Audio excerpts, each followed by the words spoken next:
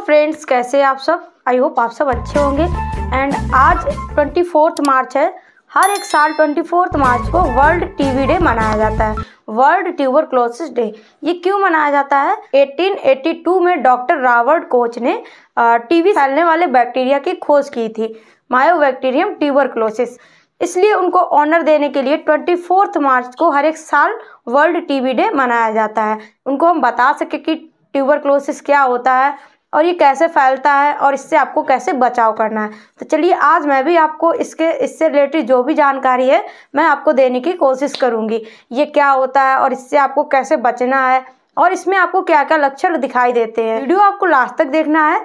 Channel पे नए हैं तो चैनल को सब्सक्राइब कर देना है, जिससे कि आपके हेल्थ से रिलेटेड जो भी इंफॉर्मेशन है टाइम टू टाइम आप तक पहुंचती रहे। वर्ल्ड ट्यूबरक्लोसिस डे हर एक साल एक थीम के साथ मनाया जाता है, तो हमें इस साल की थीम भी पता होनी चाहिए। 2025 की थीम है yes we can end TB.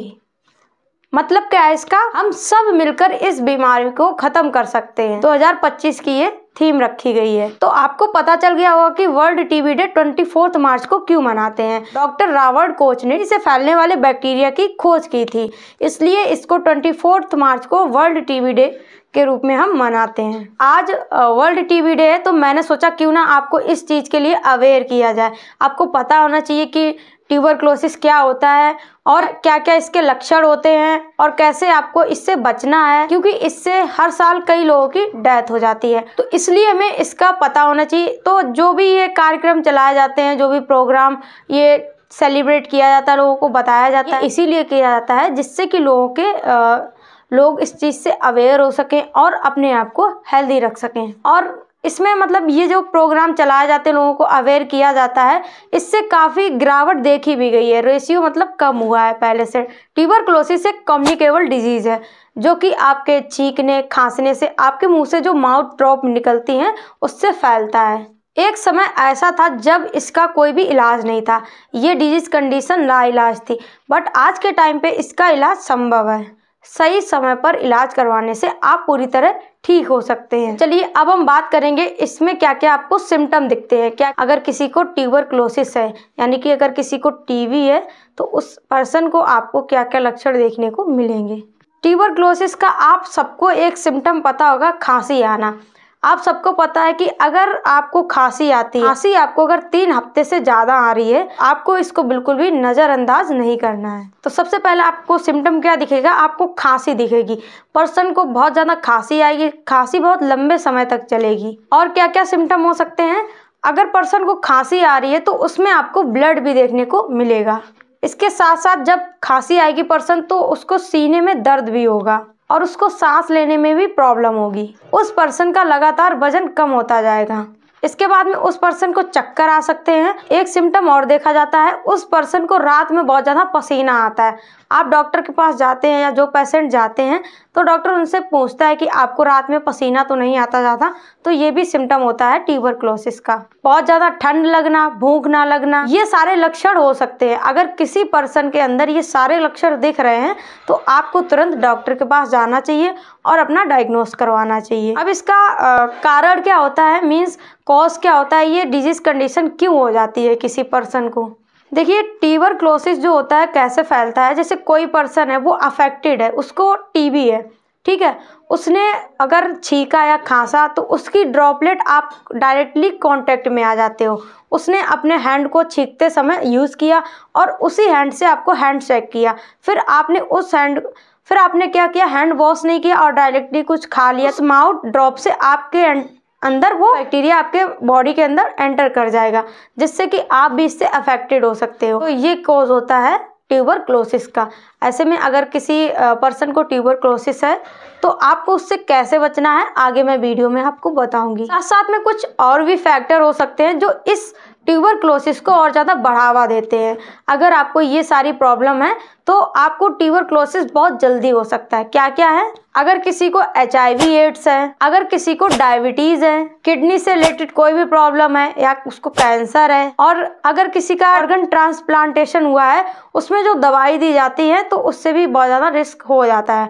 अगर किसी को माल न्यूट्रिशन, मतलब जितना बॉडी को न्यूट्रिशन चाहिए उतना उसको नहीं मिल पाता है, इस वजह से भी उसकी क्या हो जाती है, इम्यूनिटी इम्यूनिटी कम हो जाएगी, फिर वो चाहे कोई भी बैक्टीरिया हो वो बॉडी को बहुत जल्दी अफेक्ट करेगा। नेक्स्ट हम देखेंगे इसका ट्रीटमेंट, इसका कैसे इलाज किया जाता है। आप किसी भी सरकारी हॉस्पिटल में जाके इसका फ्री इलाज ले सकते हो।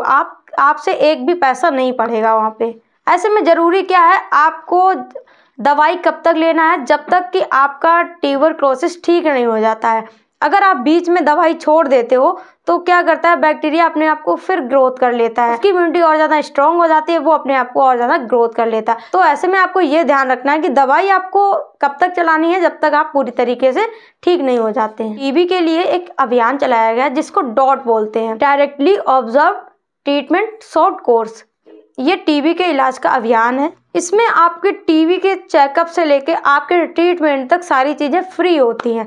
आप जाओगे, आपका टेस्ट भी फ्री होगा। आप वहाँ पे जाके डॉट में जाके आप अपना टेस्ट भी करवा सकते हो, अपने सिम्टम बताना वहाँ पे।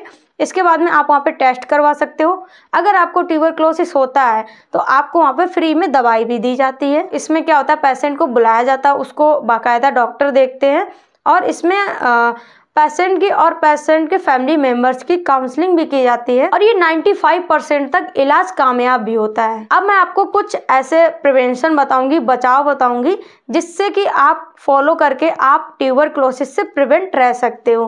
क्या क्या आपको करना है, आपको ध्यान रखना है कि आपको बच्चों को BCG का टीका जरूर लगवाना है। BCG का टीका इसीलिए लगाया जाता है जिससे कि वो ट्यूबरक्लोसिस से प्रिवेंट रह सके। अगर किसी के घर में या आसपास में कोई भी ट्यूबरक्लोसिस का पेशेंट है, उससे ज़्यादा चीज़ें शेयर नहीं करनी है, जैसे कि ऑब्जेक्ट हो गया आपका बेड, तौलिया, ये सारी चीज़ें आपको ज़्यादा शेयर नहीं करनी है और ना ही एक साथ एक कमरे में सोना है। हो सके तो आपको उससे थोड़ा दूरी बना के रखना है और बात करते टाइम आप मास्क का यूज़ कर सकते हो, यानी कि आप जितने टाइम उसके साथ में रहते हो तो आपको मास्क का यूज़ करना है। आपके फैमिली में या आपको ट्यूबरक्लोसिस है तो आपको ज़्यादा भीड़ भाड़ वाली जगहों में नहीं जाना है, जिससे कि और लोग भी उससे प्रिवेंट रह सके।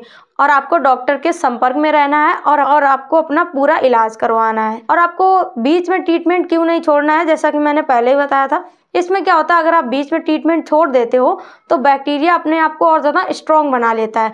इसके बाद में जब आप फिर मेडिसिन खाते हो तो वो उतना उस पर अफेक्ट नहीं करती है। कुछ इन्फॉर्मेशन टीबी से रिलेटेड, तो आपको इस वीडियो को ज़्यादा से ज़्यादा शेयर करना है, जिससे कि लोग इस डिजीज से प्रिवेंट रह सकें, अपने आप को सेफ रख सकें। ऐसे लगी आज की इन्फॉर्मेशन, वीडियो अच्छी लगी तो वीडियो को लाइक करें, चैनल पर नए तो चैनल को सब्सक्राइब करें। Thank you for watching my video.